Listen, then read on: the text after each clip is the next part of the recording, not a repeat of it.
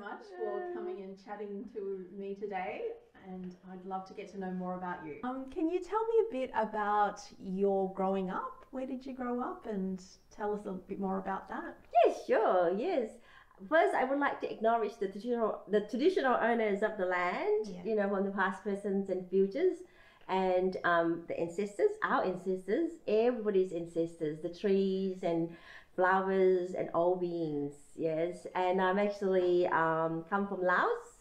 I was born in Laos, but my parents, they're actually from China. I was actually then born in Laos, but I have siblings who are actually born in Vietnam, born in Cambodia, and I'm the last one of my mother's, from my mother's side. Very good. And are your parents and family Buddhists? Yes. In Laos, is Theravada. And I was grow up as a Theravadas because, you know, like we have temples everywhere and it's very convenient, you know, almost every single week, at least, you know, like my mother's, you know, would actually take us to the temple. And you know, as children, I really actually love the environment, you know, and the atmosphere and the food at the temple. And the building as well, you know, it's actually really beautiful. So yes, we would actually go and do do food offerings, and it's beautiful. You know, you have to have that certain amount of food with dishes, you know, with rice and with soup and with this dessert. So it's quite beautiful to actually have that beautiful arrangement on the tray. And then you actually, being a girl, no girls actually be allowed to actually to offer it to the monk. It have to be a boy. So you know, you would actually make the like my mother's actually will make the dishes, and then someone from the a man, you know, from the temple or the members of the family, then actually will offer to the monk, and then the monk actually will eat first, and then we will actually just sit there, not talking and not eating. It's very different. You know, I find that even though we actually the same Theravada, but if you actually come from Burma or if you actually come from Sri Lanka, it's different. You know, the practice is quite different where the cultures is actually engaged in there. So in Laos, you know, we would actually you know, offer it to the monk. And then we would actually watch the monk eat, and the monk would actually, you know, the head monk would actually, when they finish, then you know, the junior monk will actually take the bowls away and you know, and wash, and then the monk will do the chanting. You know, they will do the what do you call them? It is like you know, when you transfer of marriage, you know, or accepting, you know, they will ask you, you know, okay, this is actually what normally, you know, they will actually will say, who is it that this meal that you actually offer that you want to transfer the marriage to? I see. And we also do Yat Nam as well, where you actually have a little water, you know, and then the monk do the chanting, and then you actually will do the pouring of the water. And after that, then you actually take it to the big tree, and that is actually where you transfer the marriage to whoever, that like a witness, you know, like to your ancestors or whoever. And then we actually will eat, you know, the lay people actually will eat what left over from the monk. We don't worry about, you know, the deceit or anything like that. It's a blessing. Where you know, you have got something left over from the monk that you can actually enjoy as well. So we will sit together and then we will eat, and after that, after when we eat, then the monk actually will do chanting. And after the chanting, because there's no such time, you know, that you actually have to, okay, we have to finish at 2 o'clock, or you have to go at 3, you know. We just actually hang around and, you know, just relax, you know. Also in Laos, you're not allowed, being a girl, you're not allowed to sit like this. You know, you actually have to sit like this, you know, and you have to sit like that. And I always actually want to, you know, sit like this, and I always get into trouble. And I want to be like the monk, you know, not like those messy, you know, those matchy, those, you know, white, you know, wearing the white clothes, you know, the woman. The nuns. Actually, they're not even called the nuns. They're called white, white dress. The you know, matchy. Yes. So that's I always actually admire, you know, the masters, the head monk at the temple, how they actually sit and how they actually have that many people actually listening to them, and how they actually, have that wisdom, the Dharma actually to give. Ah, so you listen to the Dharma talks? Yes. Yeah. Did you start to understand it? And I have questions, yes. because in Laos the Dharmas is very different. The monks is actually mainly depending on which monk that you actually go to, because there's so many different temples, and they're actually, from my memory, mainly they're actually concentrating on karma, and they actually will tell you lots about especially girl where you actually responsible, if you actually have to really actually not sitting like this, giving the opportunity, exploring yourself, you have to sit like this, and it's almost like a lesson where you have to look after yourself, take care of yourself, and take full responsibility, and you wear kind clothes, and if something happen, that is in the Dharma, lessons where the karma is actually will get you, where and if you actually behaving bad, out of the of course they're actually talking about no killings and things like that, but they don't really say it or teach it in the normal language. They actually will speak in or chant in the Pali. Yeah. So mainly they're concentrating on karma, where you will get it. If you actually don't behave yourself, you will actually definitely will go to hell. And they will tell you a lot about the hell realms, like how many levels, and you will become the fire and everything, and it's just go, there must be something better than that. And tell me about that on your journey to Australia. When did you come to Yes, Australia? that was actually beautiful. I was actually, when I was 15, I actually came to Thailand, and I spent 3 years in the refugee camp. Yeah, that was actually very, very hard, from being a teenagers, and then 3 years in the refugee camp, and then but we did actually quite well with whatever teaching that I was trained or receive.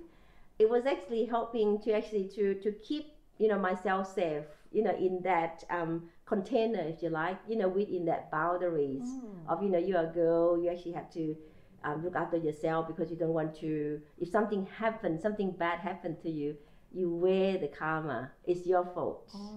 Yeah. So that way it's actually a very good thing that you actually keep you safe, you actually you don't actually being seen at all, you just actually don't talk or be quiet, or just actually being, I don't think it's actually humble.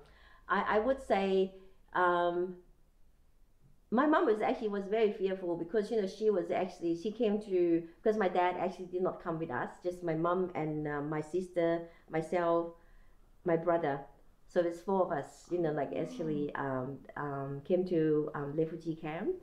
So she was actually very fearful that how can she actually protect this, my sister 3 years older than me, so she was 18 back then, and then my little brother's he's actually 2.5 back then. Oh wow. Yeah, actually he's 1.5. Yeah, he's about 1.5, because when he came to Australia he's about 4, 1.5, 3, 4.5 when he came to Australia. Yeah. So 3 years in Thailand in a refugee camp, and then you eventually was the next step to Australia? Yeah, next step to Australia. Tell me. So Australia is actually is heaven on earth, like what actually Tina was actually saying, heaven on earth. Yeah, and like Master Singin said as well, Australia is actually heaven on earth, because it's actually like freedoms. When I actually came to Australia first day, even actually when we actually jumped on the Qantas airline, I experienced the generosity. I feel like crying. Generosities of Australian people, Australian country, and I promised to myself, I'll pay back. Yeah. What was it that you experienced on the plane on Qantas? Generosity and kindness. Because they're actually they give us everything, you know, like they actually said to us, you know, like 3 years with no proper food, right? No proper toilets and everything. They actually said, you can have everything, you know, and they offer you, you know, food and drinks and everything, and they treat you like princess. Wow. It's so beautiful. It's very beautiful. Oh, wow. Yeah, yeah. And you were 18 at the time, is that right? Yeah, so I was actually too late. It is actually, you know, like when I'm actually look back, really honestly, compared to Thailand, to what I experienced, you know, and to Laos, Australian people even actually still flying Qantas, you know, and on the aeroplane, flying in the atmosphere, you still felt the kindness of Australians, you know, and it's so beautiful. Yeah, when I got to Australia, you know, landed in Sydney airport, the kindness is actually, you know, continues, you know, where they actually have people who the CS, back then it's CES, right? And the Medicare people, they actually were there, you know, taking care of you, take you to the not detention centers. Back then, what do they call them? I cannot remember what it's called, but it's actually to a place where they actually check us out, you know, health, you know, take your teeth and check everything and open the bank account for you, fill in the form for you, and there's wait ladies while we actually there, you know, there's a bus actually took us to that place, and we have our friends that we met in refugee camp greet us there with bread and with, you know, like food, and it's actually like, wow, you know, like this must be heaven, you know. Right. It was so beautiful. Oh my gosh. Yeah. And when we were actually, because you actually have to fill out form, and there's a lie, you know, like, because there's I think about 3 buses full of people that came on the same day on the 7th, on the July the 13th that we came to Australia, 1988. Yeah. You know, we have to wait in, you know, for people the next, you know, and then while we were waiting, it wasn't just like waiting. They would have the tea lady with the trolley, you know, with plenty of biscuits and plenty of tea, and you know, and it's like, the generosity is amazing, yeah, and very helpful as well. You know, I'm actually very grateful, you know, to all those treatments. You know, it's so beautiful. Yeah, I'm actually, you know, speechless, really, honestly, you know, like with the generosities of Australian government and the people, because what happened when we came, you know, we have got packets of clothes and food from I later understand that it's actually from St. Vincent de Paul, some things like that, or Smith family, yeah, that they actually have something already there for you, you know, ready for you to take. And because I have another sisters who actually also a refugee from Vietnam, so she came here before with her family. So we have the choice of either actually stay at Villawood. It actually doesn't call detention centers. It's not locked up. It's just like a flat, you know. Yeah, you know, freedom to go in and out. Yeah. So what happened then? You know, we have a choice to actually to stay there until we actually will be giving government housings, or, you know, go and stay with my sisters. So we actually decided to stay with my sister for 6 months, and then in Clip, yeah, and then you know, then we actually moved out to Cabramatta, because a friend of my dad, my uncle, we call him uncle, but he's actually close friends of my dad. He actually taking care of us, where he actually found accommodation for us, yeah, and you know, honestly, from the first day we actually arrived, the government start paying us like $126 each person, and the rent was $125 a month, because there's 3 of us, you know, 126 times 3, and the rent is 125. We actually still can actually live off, you know. Yeah. Yeah. And then my mothers and my sisters, they actually, and my uncle, he also actually gave us a sewing machine. And then my sister actually is very good with her hands, so she's a dressmaker, yeah. So she's actually was able to actually sew clothes, but it wasn't actually like proper clothes that she sewed. It was actually the putting the hem, sewing bits and pieces from factories that friends and that they actually introduced. So we actually pick up. Actually, no, we did not pick up. We did not have the car then. They actually drop off, and we just actually sew whatever they wanted us to sew. My mom and my sister mainly. I was just there just to cut, just to help, yeah. And we actually started with no bed, nothing. But we actually, whatever it is, we have the roof over our head, right? We have the electricity. We have got the toilet. Compared to camp, you have nothing. A little rooms like this, we actually sleep 40 people. And that is cooking, that is actually, sleeping at night time. You have got the feet here and the other person's feet here, and you're kicking each other's. Not only that, you have rats actually chewing on your toes, or chewing on, climbing over you, jumping down off you, yeah. Wow. Yeah, so like, even though we came to Australia, we did not have bed, we're sleeping on the carport and things. It's heaven. Yeah. We have food, Yeah. And the government's actually giving us, money, yeah. It's so beautiful. And our studies back then, and AMES, we were actually, it wasn't actually like 500 hours. You can actually, study AMES, you either actually do, what do you call them, if you're actually not unemployed benefit. There was actually, if you're not study, you get something else. I cannot remember, but I was actually getting all studies.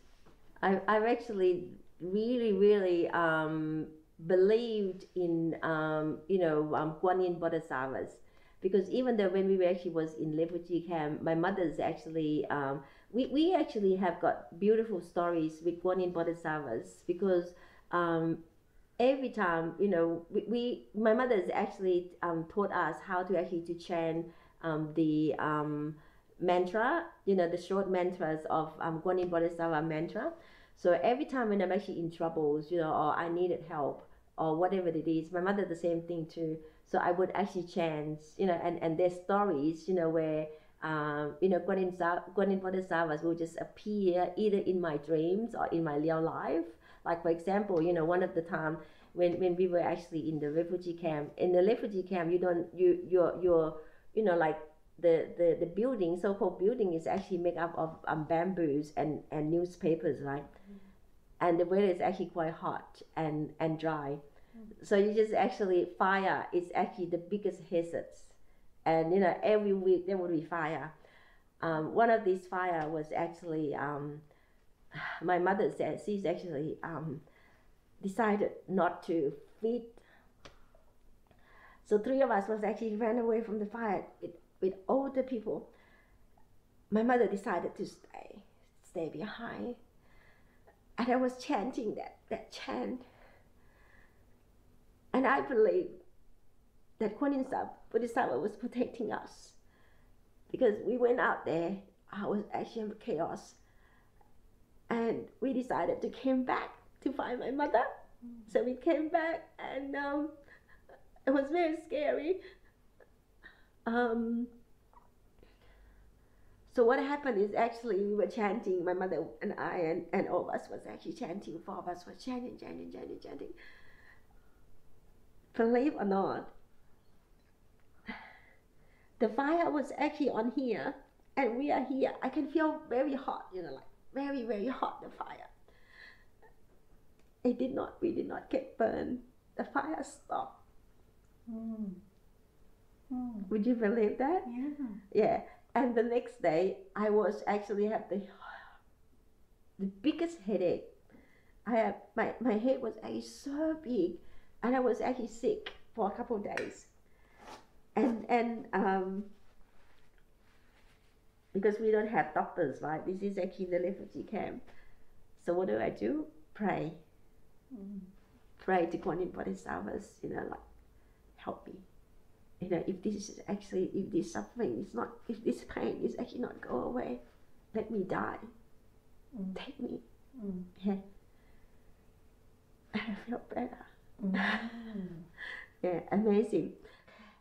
Because, you know, like after you spend there for 2 years, you just go, oh my goodness, you know, where is it? You know, how long you're going to stay there? Because some people, they stay 15 years, 13 years, and they're still going nowhere in the refugee camp. Yeah. And, you know, like you go, oh my goodness, you know, Guanine, please help me. You know, is it anywhere that we're actually going to get anywhere, or we're going to stay here, stuck here? You know, yeah, you get sick of it, you know, like, you know, in this situation, there's no toilet and everything. And I was actually praying to Kuan Yin Bodhisattva, you know, like, please, you know. And she actually, you know, came to, this is actually very interesting, where as we were actually, you know, got our name listed on because you actually have your, you know, your name listed. Okay, you know, you before we got the name listed, I've actually dreamt of Kuan Yin Bodhisattva. She's actually because my mother, she actually have statues that she carry, and she's actually treasures from Laos. You know, she actually put it up in that little corners.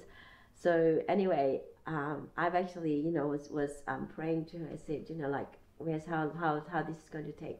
So anyway, she actually appears in my dream, and I saw her. It's almost like not dreaming, right? You know, I was actually lying there, and I dreamt that she's actually stepping out of her statues and coming down and floating out to that direction. You know, like if this is actually the where I was asleep, she actually coming down and stepping out and going that direction. I did not think much of it. There's actually another person, another girl who actually, you know, also refugee camp, a refugee as well. She was actually in the same room, same numbers, you know, same lot. We call lot. Yeah. She's actually asked my mother, you know, like, do you actually have Kuan Yin Bodhisattvas? Happen to have Kuan Yin Bodhisattvas? You know, do you happen to believe in Kuan Yin Bodhisattvas? You know, and my mother said yes. Why? And she said, last night, you know, about, you know, when the dawn, the skies, the sun start coming in, I saw Kuan Yin Bodhisattvas is actually coming out from where you are and floating that way. And I go, two people is actually dreaming at the same time, right? Yeah, isn't it amazing? Yeah. Yeah. So I've actually believed in Kuan Yin Bodhisattvas, and I do believe in you know, ghosts as well, because I used to actually get lots of ghosts troubling me. Yeah, spirits. So we start to go to the Lao temple, and I sort of actually felt like there's actually a gap there. You know, the practice and everything and the teaching is actually I have questions. I always have questions there. You know, why women cannot sit like this? You know, why women have to sit like that? And why can't I just actually give the monk, you know, a glass of water? Why I have to go to someone else? You know, why can't I just actually go to him? You know, that I always have a questions. You know, I always have that question, and they cannot actually answer that to me. They just say, you just behave yourself. Don't asking for trouble. That's a bad karma. You know, always whatever it is, there's a bad karma there. You take responsibility. Yeah. So I always actually have that questions there. And one day, you know, I still keep going there. We do meditation, we do offering, and, you know, we also meet friends and, you know, and you know, people from our cultures as well. Another thing I also have questions is actually that killing, you know, like or eating all these, you know, like things, you know. Anyway, even though we're actually doing, you know, like the first precept is no killing, right? You know, yeah, and you know why that. The next week, you know, next Saturday, there's a bus trip, you know, going down to Nan Tien temple in Wollongong. I fell in love straight away because there's a Nan Tien Fa Si. She was actually there doing the chanting in Chinese, and I was in the main shrine. I was in the participate in the chanting service. I was crying. I was chanting and I was crying. I was actually sobbing. I was actually just, I was keep chanting and keep chanting. It's the tears of joy. You know, it was actually so beautiful. You know, in the Menshai and Nan Tien was just actually like, it's from heaven. You know, and her Dharma as well, so beautiful. Can you just clarify who that person is, the name and I didn't quite catch the... Nan Tien Fa Si, yeah, Reverend Nan Tien. She actually is the abbot of Nan Tien Temple, yeah, and she's actually now in Europe. Yeah, it's the Master Xing Yin's disciple. Yeah, so it's actually Master Xing Yin is actually in Taiwan. Yeah, so that is actually the Nan Tien Temple in Wollongong. Yeah, that's where we all actually started, and that is my spiritual home from then. Yeah, even when I actually go overseas to visit temple in China, in India, still I always said Nan Tien Temple much better. I do have my favorite. And how long ago was that? When that was how many years ago? It must be before the year 2000. So it had to be 2016, I think. I think it's actually about 2016. 2015 when it opened, I was there as well. The opening ceremony with the Master Xing Yin was there, and that ministers, the immigration ministers. 2015 they opened.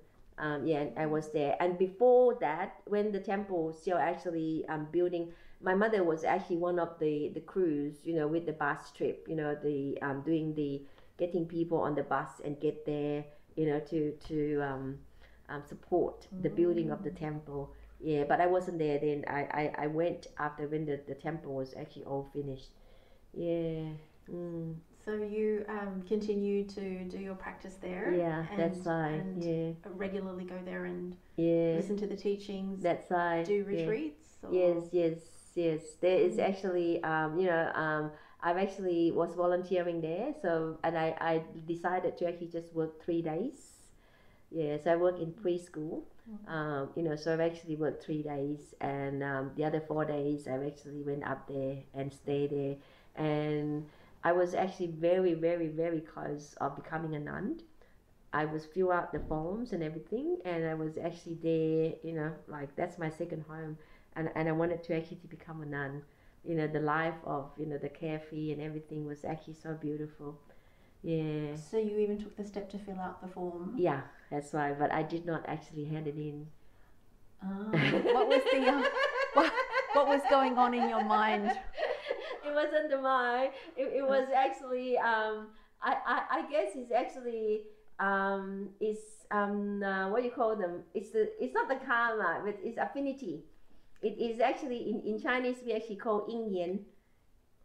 Yin yan is actually the affinity, and also it's not the karma. It is the yin yan where the conditions is actually not there. For me to become a nun. Because I've actually then met my husband, Thomas, there. He also is actually one of the disciples as well. So one day I was actually volunteering in the kitchen, because like you actually volunteer in different places, and I was actually upstairs of the kitchen, actually in the dining hall, and he actually came in to have meal, and another friend of mine who actually also volunteering as well, another girl. Because I saw Westerners come in by himself, and I go, oh, I better go and look after that, our visitors, and my friend pulled me and said, no, you're not going there. You're a girl, and this is the temple.